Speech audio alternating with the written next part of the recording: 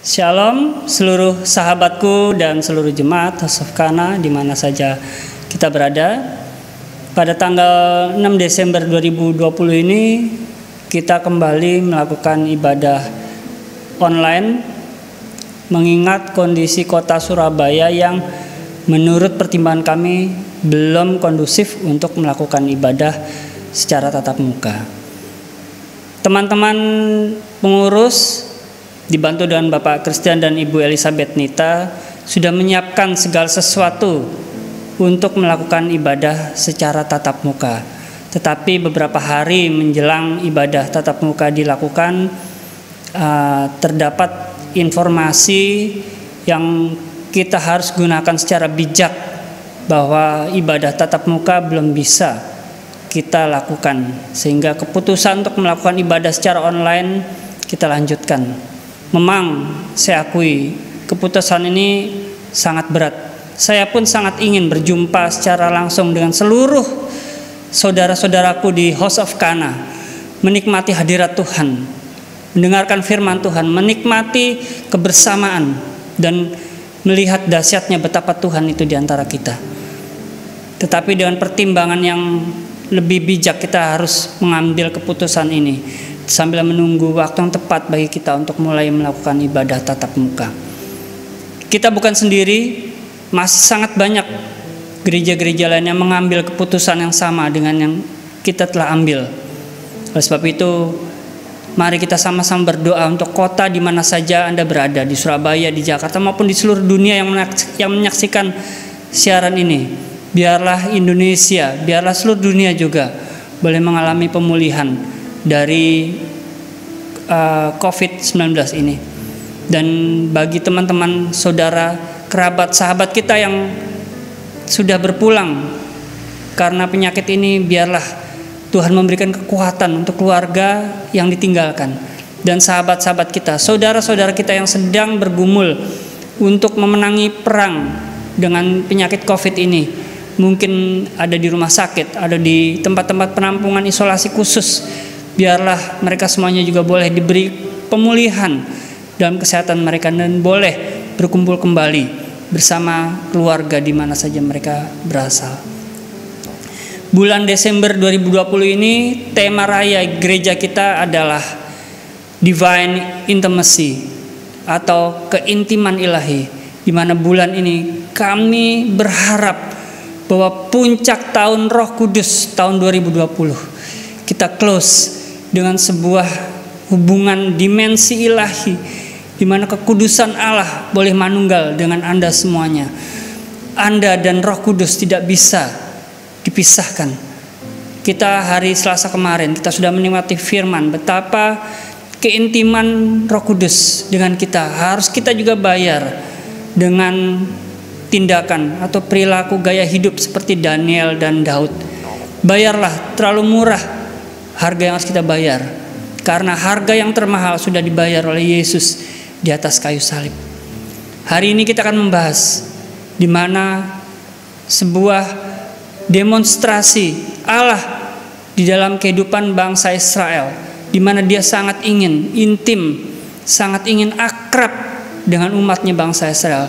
Demikian pula Allah ingin akrab dengan saya, dan Allah sangat ingin akrab dengan Anda semuanya di mana saja Anda menyaksikan acara ini.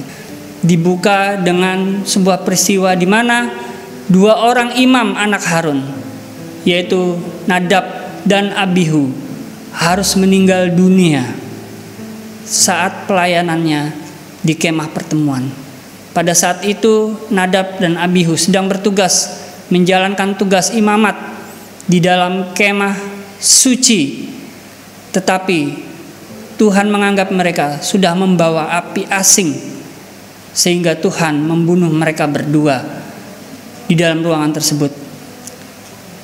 Yang akan saya bahas di sini adalah dalam Imamat 10 ayat 3. Ini merupakan kata-kata Musa kepada Harun, orang tua dari Nadab dan Abihu yang baru meninggal karena Tuhan anggap telah membawa api asing ke dalam kemah pertemuan.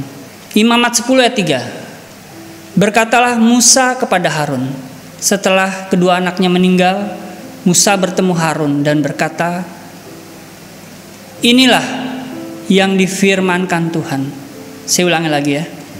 Inilah yang difirmankan Tuhan. Ini kata-kata Tuhan sendiri. Saya ingin kata-kata ini juga termeterai untuk Anda semua. Termeterai untuk saya juga. Gak ada yang terkecuali. Anda sudah menikah, Anda belum menikah, Anda memiliki anak atau tidak, Anda masih memiliki orang tua atau tidak.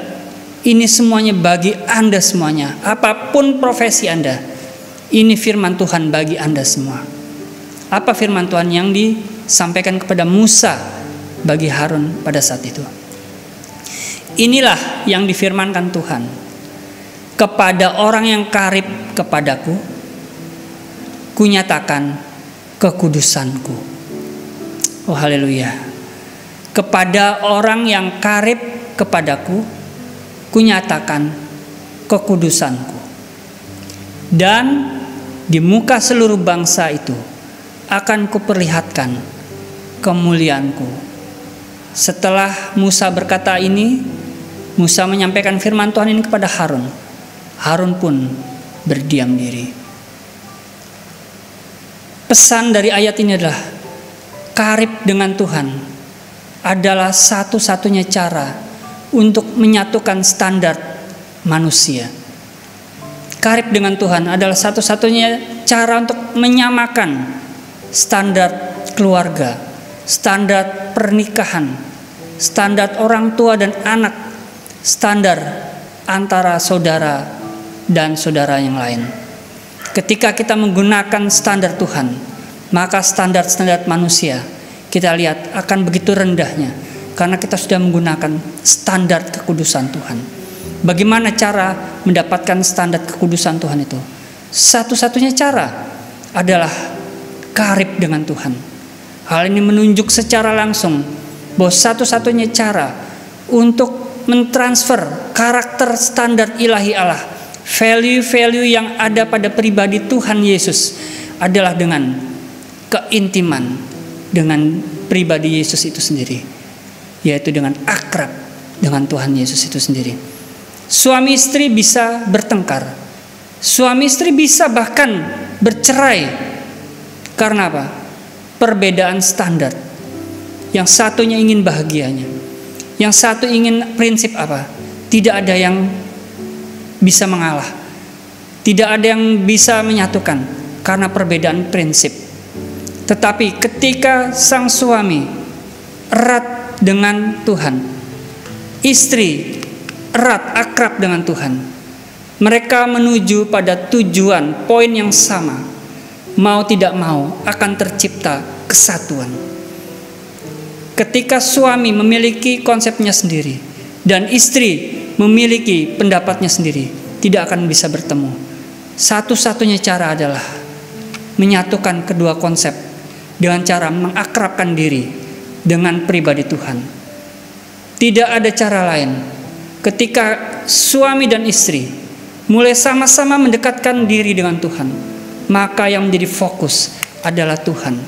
Yang menjadi fokus bukan dari prinsip-prinsip pribadimu sendiri, bukan pada prinsip-prinsip kebenaranmu sendiri, standar-standarmu sendiri, tetapi engkau suami istri mulai menanggalkan prinsip dan nilai-nilai pribadimu, mengenakan standar kekudusan Allah, standar tertinggi, standar sempurna. Ketika orang tua memiliki sebuah prinsip dan anak memiliki prinsip yang lain, dua prinsip ini sulit untuk dipertemukan. Bahkan banyak anak-anak meninggalkan orang tua, menyakiti orang tua. Ada orang tua yang menyakiti anak-anaknya. Satu-satunya cara adalah orang tua mulai akrab, intim dengan Tuhan. Anak-anak pun intim dengan Tuhan. Begitu mereka bertemu di sebuah poin, yaitu hanya Tuhan sendiri, fokus hanya Tuhan sendiri, maka kesatuan orang tua dan anak, pemulihan itu pun terjadi di dalam nama Tuhan Yesus. Anak-anak masing-masing bertengkar. Ada anak-anak ingin prinsip ini, yang lainnya ingin prinsip ini. Mungkin pada saat itu ada pembagian warisan atau apapun, anak-anak ini bisa pecah. Anak-anak ini bisa saling membenci, terjadi perpecahan, terjadi sengketa. Tetapi jika seluruh anak-anak datang kepada Tuhan, mereka mau erat akrab dengan Tuhan, maka mereka akan dipersatukan. Satu-satunya sosok yang bisa menyatukan pernikahan bukan konselor, bukan penasehat pernikahan yang paling jago di dunia ini, yang bisa menyatukan orang tua dan anak, bukan penasehat spiritual, bukan pendeta, bukan konselor pernikahan, bukan konselor keluarga, tetapi hanya Tuhan yang bisa menyatukan anak-anak dari perpecahan. Bukan nasihat orang tua, bukan nasihat pemuka agama, bukan orang-orang yang bisa mempengaruhi mereka, bukan. Hanya Tuhan saja yang mampu menggerakkan mereka untuk bersatu. Ketika orang bisa bersatu dengan kekuatan sendiri, maka itu hanyalah kepura-puraan. Mungkin bisa terjadi persatuan, tetapi ada api di dalam sekam, ada dendam, ada kepahitan, ada luka batin. Dan ini harus segera dibongkar, karena hanya Yesus saja yang mampu menyelamatkan pernikahanmu. Hanya Yesus saja yang mampu menyelamatkan hubungan orang tua dan anak. Hanya Yesus saja yang mampu menyelamatkan hubungan engkau dengan saudara-saudaramu.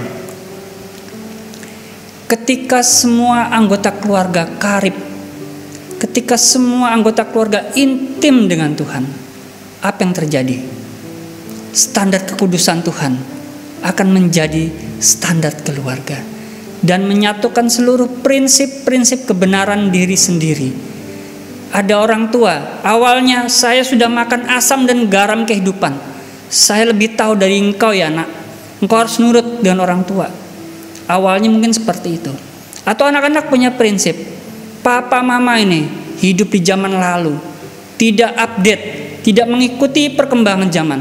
Sekarang cara berpikir milenial adalah seperti ini.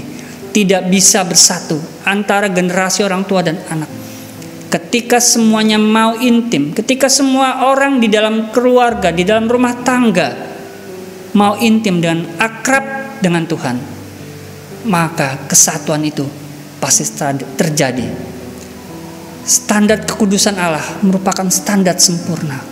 Kita nggak bisa mencari standar kekudusan. Kita tidak bisa menjadi orang suci kecuali kita hanya mau mengakrabkan diri kita intim dengan satu sosok, yaitu Roh Kudus. Saya sangat bersyukur tahun ini adalah tahun Roh Kudus. Kita bisa belajar pribadi itu seperti apa. Banyak pesan hamba Tuhan yang pernah berbicara di sini, berbicara tentang Roh Kudus. Karena Roh Kudus ingin memperkenalkan dirinya bagi saya dan bagi Anda semuanya. Saat ini, bulan ini, di mana Roh Kudus menyatakan ingin intim dengan engkau, ingin akrab dengan engkau. Tuhan berkata, akrablah dengan aku, maka aku akan menyatakan kekudusanku. Aku akan mentransferkan nilai-nilai kekudusanku, standar-standar ilahi yang tidak akan kita dapat dari dunia manapun. Banyak hukum sudah dibuat oleh manusia, banyak aturan sudah disusun oleh manusia. Untuk apa? Supaya terjadi keteraturan, supaya tertib, supaya tidak ada sengketa. Tetapi saya katakan di dalam nama Tuhan Yesus, hanya hukum Kristus, yaitu intim dengan Roh Kudus, adalah hukum yang sempurna di atas semua hukum. Hari ini saya berharap rumah tanggamu, hai suami istri, kalian mau menjadikan Yesus sebagai sasaran dari visimu, goalmu. Hanya Yesus yang ingin engkau akrabi, bukan siapapun, hanya Yesus. Karena begitu engkau intim dengan Yesus, maka hubungan suami istrimu pasti dipulihkan. Jika pasanganmu sayang Yesus, jika pasanganmu lebih mencintai Yesus dibanding engkau, berbahagialah, karena engkau pasti akan disayang. Tidak seperti orang dunia mencintai pasangannya. Haleluya. Saya rindu seluruh jemaat Tosofkana, kita sama-sama mau akrab dengan Tuhan. Bulan ini kita mau membulatkan tekad, hai suami, istri, anak-anak, orang tua, semuanya kita mau mengakrabkan diri kita dengan Roh Kudus. Kita mau intim dengan Dia. Betapa indahnya ada kesatuan sempurna di dalam Kristus. Harta Anda bisa banyak, bisa kurang. Tetapi kebahagiaan tidak bisa Anda beli dengan harta. Hanya Kristus saja yang bisa menyempurnakan. Hartamu tidak bisa menyempurnakan hidupmu. Hanya Yesus yang bisa menyempurnakan. Ketika Dia bertahta di dalam rumah tanggamu, maka segala sesuatu menjadi sempurna. Ucapan syukur pasti naik. Bagi teman-teman yang jomblo, yang single, akrablah pada Tuhan. Orang tua semuanya, akrablah pada Tuhan. Anak-anak semuanya, kembali saya ulangi, akrablah pada Tuhan. Mari, biarlah nilai-nilai ilahi itu tertransfer dalam diri Anda dan dalam diri saya. Nilai-nilai mulia dari sorga, bukan nilai-nilai abal-abal, bukan nilai-nilai kaleng-kaleng. Keintiman dengan Tuhan merupakan satu-satunya cara kita membangun keintiman dengan keluarga kita, keakraban dengan keluarga kita. Saya percaya hari ini ada pemulihan. Jangan biarkan perpecahan berkembang di dalam keluargamu. Jangan biarkan pasanganmu menjauh dari engkau sementara engkau mencari Tuhan. Mari kita sama-sama datang pada Tuhan. Kita mendekatkan diri pada Tuhan. Biarlah keintiman ilahi ini boleh terjadi dalam keluarga besar Hosafkana dan siapapun Anda yang mendengarkan, menyaksikan acara ini. Tanpa keintiman dengan Tuhan, sekali lagi saya ucapkan, tanpa keintiman dengan Tuhan, semuanya dibangun dengan kepura-puraan saja, dengan kekuatan manusia saja. Istilah intim atau akrab dengan Tuhan yang tadi kita baca di Imamat 10 ayat 3a, sebetulnya apa sih? Hal itu bukan menunjukkan bahwa Tuhan tidak mau akrab dengan kita. Hal itu juga bukan berarti Tuhan tidak bisa mendekati saya, Tuhan tidak bisa mendekati Anda. Bukan. Ayat itu berkata bahwa siapa yang mau akrab dengan aku, yang dimaksud dengan mau akrab di sini adalah bagaimana saya dan Anda membuat keputusan mau akrab dengan Tuhan. Tuhan selalu bersama dengan engkau. Tuhan selalu bersama dengan saya, dekat-dekat dengan kita semuanya. Keputusan ada di tangan Anda dan ada di tangan saya. Begitu Anda bilang, yes Lord, aku mau intim dengan engkau, aku mau akrab dengan engkau, terjadi mujizat di dalam rumah tanggamu. Saya percaya ada pemulihan hubungan. Pertama, hubungan dengan Tuhan, kemudian hubungan dengan keluarga. Tidak bisa orang menyatakan mari berdamai sebelum Anda berdamai dengan Tuhan. Sebelum Anda intim, akrab dengan Tuhan, engkau tidak bisa menciptakan kedamaian. Ketika Anda mulai berdamai, maka istri mulai melihat suami yang tadinya kasar, ia mulai lembut kepada engkau. Karena apa? Ia akrab, ia intim dengan Tuhan. Ia mau hidup dalam firman, mulai memuji nama Tuhan. Ia mulai mencintai engkau dengan cinta mula-mula. Cintanya dibangun bukan dengan cinta eros belaka, tetapi dengan cinta yang dibangun oleh pribadi Kristus yang ditularkan selama suamimu melakukan kegiatan, melakukan tindakan, keputusan untuk akrab dengan Roh Kudus. Maka Roh Kudus akan menyatakan kekudusannya. Demikian juga dengan suami. Suami-suami mulai melihat istrinya berubah menjadi istri ideal. Anak-anak pun melihat orang tua yang mulai akrab, yang mulai intim dengan Tuhan. Awalnya mereka bertengkar, awalnya mereka tidak harmonis, tapi kok lama-lama mereka harmonis. Karena apa? Mereka mulai intim, mereka mulai akrab dengan Tuhan, mulai membaca firman, mulai mendengar firman Tuhan, mulai memuji nama Tuhan. Tidak bisa dibangun dengan kekuatan manusia, tetapi hanya bisa dibangun karena Tuhan yang menyatakan dirinya sendiri kepada kita, kepada Anda yang mau mengambil keputusan akrab dengan Tuhan. Saya memiliki pengalaman. Saya bertemu dengan seseorang pejabat dalam dunia swasta. Dia pengusaha dan dia pelaku dalam bidang smelter. Jadi di Indonesia ada sebuah area, dia itu ada penambangan emasnya. Jadi biji emas diambil dari dalam bumi, Begitu diambil, dipilah-pilah, yang emasnya diproses jadi emas. Tetapi ada bagian emasnya yang mereka kirim untuk dimurnikan lagi karena tercampur dengan tembaga. Nah, jadi begitu biji emas yang tercampur dengan tembaga ini dicampur, lalu dimurnikan. Jadi emasnya keluar, emas. Side produknya apa? Side produknya atau produk sampingannya adalah tembaga. Jadi produk utamanya emas, produk sampingnya adalah tembaga. Jadi di tempat penambangan emas itu, emasnya itu ada yang tercampur menyatu dengan tembaga, sehingga emasnya dimurnikan kembali. Sisa produknya, side produknya, produk sampingnya adalah tembaga. Jadi emasnya dipisah lagi, tembaganya menjadi produk tembaga sendiri. Tembaganya segini harganya ya, emasnya mahal. Jadi emasnya produk utama, tembaganya adalah produk samping, tetapi juga bernilai tinggi juga karena banyak industri yang menyerap tembaga ini. Kebanyakan orang mencari produk samping seperti tembaga ini.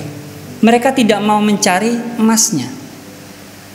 Banyak anak Tuhan mencari produk samping, tidak mau mencari produk utamanya. Ketika kesatuan hati terjadi, maka Tuhan memerintahkan berkat atas engkau. Banyak anak Tuhan yang justru mencari berkat ke gereja karena diberkati. Bahkan banyak anak-anak Tuhan, banyak orang-orang Kristen, mereka saling menasihati supaya kalau mau diberkati, kita harus bayar perpuluhan. Kita harus ngasih uang ke gereja. Kita harus berbuat ini. Maka Tuhan akan memberkati. Saya kasih tahu, motivasimu keliru. Cara berpikirmu keliru. Jangan cari produk samping. Kita sedang membahas produk samping dari ada sesuatu yang lebih penting dibanding produk samping. Saya bisa katakan di dalam nama Tuhan Yesus, jika engkau mencari berkat, engkau mencari uang, harta dunia, itu adalah produk samping. Itu tidak penting di dalam nama Tuhan Yesus. Itu akan terjadi secara otomatis. Yang terpenting adalah pribadi Kristus. Cari dahulu kerajaan Allah serta kebenarannya. Cari Tuhan dulu, maka semua akan ditambahkannya. Ketika kita sama-sama kita mau mendekat kepada Tuhan, keluarga mulai bersatu, anak-anak bersatu, suami istri bersatu, orang tua anak bersatu, sesama anak-anak semua bersatu. Kita baca Mazmur 133 ayat 1, 2, dan 3. Nyanyian ziarah Daud. Sungguh alangkah baiknya dan indahnya apabila saudara-saudara diam bersama dengan rukun. Ketika kita semua menjadikan Tuhan sebagai sosok yang pantas kita akrabi, ketika semua anggota keluarga mau intim dengan Tuhan, mereka akan bersatu, mereka akan menjadi rukun. Di ayat pertama ini, sungguh alangkah baik dan indahnya. Baik indah itu bukan dinilai dengan harta, bukan dinilai dengan uang, bukan saham, bukan tanah, bukan asetmu yang bersifat fana ini. Rukun dan indah itu tercipta, terlihat ketika satu keluarga itu berdiam bersama dengan rukun. Banyak orang tidak bisa berdiam. Banyak keluarga, banyak anggota keluarga yang tidak bisa diam di rumah. Karena apa? Tidak nyaman, tidak ada kesatuan. Mereka senang tidak ada di rumah. Mereka memilih untuk tinggal di tempat-tempat lain. Mereka keluar rumah, jalan-jalan, menghabiskan waktu. Mereka tidak menikmati kebersamaan. Karena apa? Mari kita sama-sama mengkoreksi. Oh Tuhan, aku mau Tuhan kembali. Supaya citra keluargamu seperti citra keluarga Kristus. Yaitu berdiam dengan rukun semua anggota keluarga. Ayat kedua, seperti minyak yang baik di atas kepala meleleh ke janggut, yang meleleh ke janggut Harun dan ke leher jubahnya. Seperti embun gunung Hermon yang turun ke atas gunung Sion. Sebab kesanalah kemana? Ke lingkungan di mana saudara-saudaranya berdiam bersama dengan rukun. Sebab kesanalah Tuhan memerintahkan berkat kehidupan untuk selama-lamanya. Ketika kita mengejar Tuhan, ketika kita mau intim dengan Tuhan, maka produk sampingnya pasti keluar. Jangan kejar produk sampingnya, bahkan lupakan produk sampingnya. Karena orang-orang yang tidak mengenal Tuhan pun, saya ulangi, orang-orang yang tidak mengenal Tuhan pun bisa kaya secara finansial walau mereka tidak mengenal Tuhan. Tetapi kita, value kita adalah mari kita pemulihan keluarga, pemulihan suami istri, pemulihan anak-anak, kesatuan hati, maka produk samping pun akan keluar. Di ayat 3 dari Imamat 10 tadi saya bacakan. Dan di muka seluruh bangsa itu akan kuperlihatkan kemuliaanku. Saya ulangi, dan di muka seluruh bangsa itu akan kuperlihatkan kemuliaanku. Bagi siapa? Bagi orang-orang yang mau intim dengan Tuhan. Karena keintiman kita dengan Tuhan akhirnya apa? Berdampak pada nama Tuhan dipermuliakan melalui diri Anda, di pekerjaan Anda, di pergaulan Anda akan berbeda. Anda memiliki nilai-nilai kudus, Anda memiliki nilai-nilai mulia, dan keluarga Anda pun akan membawa kemuliaan Kristus di mana saja keluargamu berada. Oh, saya bersuka cita, saya bersyukur. Saya mau mengajak kita buat komitmen rame-rame yuk. Seluruh jemaat House of Kana, apapun profesimu, apapun kondisimu, siapapun engkau, mari sama-sama kita mengambil keputusan siang ini. Kita mau mulai intim dan akrab dengan Tuhan, dengan Roh Kudus. Saya percaya ini adalah waktunya Tuhan bagi Anda untuk Anda dipulihkan. Biarlah keluargamu dipulihkan. Biarlah damai sejahtera Tuhan turun di atas keluargamu, di atas pribadimu, di atas karirmu, di atas pekerjaanmu, melalui apa? Keintiman dengan Roh Kudus. Jangan berharap, saya ulangi lagi, jangan berharap ada keintiman, ada keakraban, ada kehidupan rukun di dalam keluargamu tanpa engkau akrab, tanpa engkau rukun, tanpa engkau intim dengan Roh Kudus. Jangan jadikan kebahagiaan adalah goal Anda. Saya ulangi, saya tegaskan. Jangan jadikan kebahagiaan sebagai goal Anda. Karena sudah sangat terbukti, demi kebahagiaan justru banyak menimbulkan air mata dan kepahitan. Saya ulangi lagi. Justru karena orang mengejar kebahagiaan akan menimbulkan lebih banyak air mata dan kepahitan. Catat kata-kata saya. Kedua, jangan jadikan kesuksesan, jangan menjadikan harta, jangan menjadikan sebagai goal Anda. Jangan jadikan kesuksesan dan harta benda sebagai goal Anda. Karena sudah terbukti, demi kesuksesan, demi harta, telah terjadi banyak pengkhianatan. Saya ulang lagi ya, demi kesuksesan dan harta sudah terjadi banyak pengkhianatan, saling menciderai dan saling merugikan sesama manusia. Keluarga saling menyakiti, saling menciderai. Karena apa? Karena ingin mengejar harta, ingin mengejar sukses. Sesama teman di kantor saling benci, saling sikut, saling membenci. Karena apa? Mengejar kesuksesan dan mengejar harta. Tagline gereja kita adalah Where God Meet His People. Di House of Kana, bahwa disinilah engkau bertemu dengan Tuhanmu. Disinilah engkau boleh intim dengan Tuhanmu. Jika engkau mencari Tuhan, mari disinilah komunitasmu. Di sini ada Allah. Hiduplah bersama Allah. Kapanpun, di mana saja engkau berada. Apapun kondisinya, jangan goyah. Mungkin kau sedang mengalami kesukaran saat ini. Mungkin Anda sedang ada masalah yang sangat berat, tantangan yang sangat berat. Jangan membuat hal ini goyah. Tetaplah intim dengan Tuhan. Kadangkala justru tekanan akan membuat orang semakin intim dengan Tuhan. Jangan tinggalkan Tuhan. Dia sedang menunggu engkau untuk mengambil keputusan supaya engkau mau intim akrab dengan Tuhan. Haleluya. Sebentar kita akan memasuki pelayanan perjamuan kudus, tetapi kita akan berdoa dulu. Tuhan Yesus, kami berterima kasih pada siang ini, pada saat ini Tuhan. Kami Engkau ingatkan kembali untuk kami yang belum pernah intim dengan Engkau. Kami mau intim dengan Engkau. Yang sudah pernah intim dengan Engkau, tetapi kami meninggalkan keakraban kami, meninggalkan keintiman kami dengan Engkau. Saat ini Tuhan, kami mau mengambil keputusan untuk selalu intim dengan Engkau.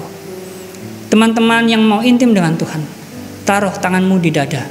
Di dalam nama Tuhan Yesus, taruh di dada. Tuhan Yesus, Kau lihat jemaat-Mu yang menaruh tangan di dada Tuhan. Mereka sudah mengambil keputusan untuk mau intim, lebih intim dengan Engkau. Supaya Engkau menularkan nilai-nilai kekudusan-Mu Tuhan. Standar-standar ilahi, standar-standar kekal yang akan kami hidupi di dalam dunia ini dan di dalam kehidupan kekal kami kelak. Terima kasih Bapak, Engkau lihat, jangan Kau lepaskan Tuhan statement kami untuk hidup intim dengan Engkau. Jangan Kau lepaskan komitmen kami ini. Terima kasih Bapak, di dalam nama Tuhan Yesus. Haleluya. Amin.